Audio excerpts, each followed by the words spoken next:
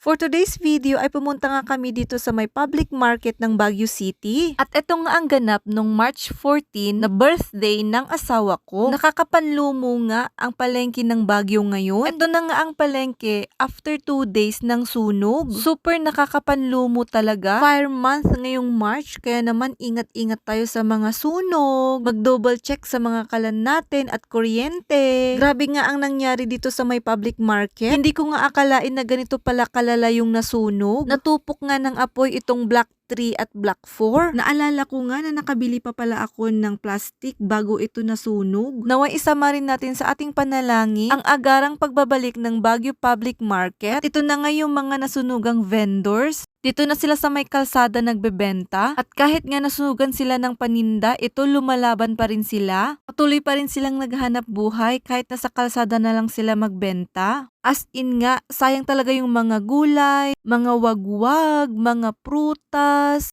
mga manok dun sa likod at yung mga isda dito sa may harap. Sayang talaga, as in natupok sila. Medyo hindi nga maayos ang bilihan ngayon dito. Hindi gaya nung dati na naka-organize. Ngayon magkakatabi na yung mga gulay, mga damit, mga isda. Ganun pa man, maiintindihan din naman siguro yan ng mga tao dahil dun sa nangyari. Malilito ka nga lang ng konti kung saan ka bibili. Dahil yung mga dati kong suki, hindi ko na sila mahanap. Gaya na nga ng uling, hindi na ako nakabili dyan dahil hindi ko na alam kung saan ako bibili. At ito na nga, bumili lang kami ng isda at karne dito sa may gilid. Medyo nagmahal din nga pala ang presyo. At medyo nahirapan nga din akong maghanap ng bangus dahil konti lang yung nagbebenta. Naggrocery na nga lang din kami, yung mga hindi namin nabili dun sa may palengke. Sayang nga lang din talaga dahil mas mura itong mga to doon sa may palengke. At ito na nga, nagluto ako ng pansit, pampahaba ng buhay. Hindi pwedeng mawala ang pansit kapag birthday, 'di ba? Pampahaba daw ng buhay, sabi nila. So ayun, binabad ko na itong bihon para lumambot kasing lambot ko.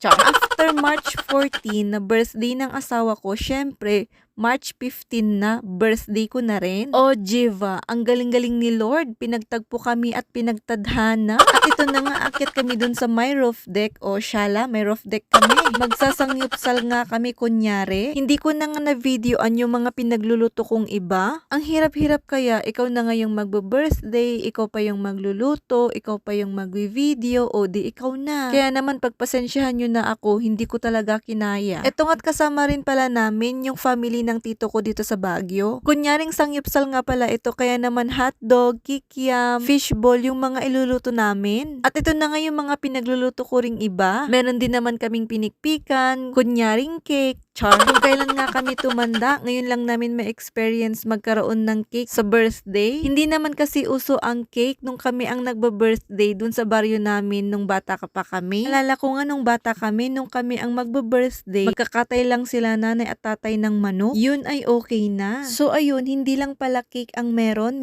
din palang salad. At naparami pa nga ako ng gawa. At yun na lang muna ang aming birthday video. Thanks for watching. Let's eat!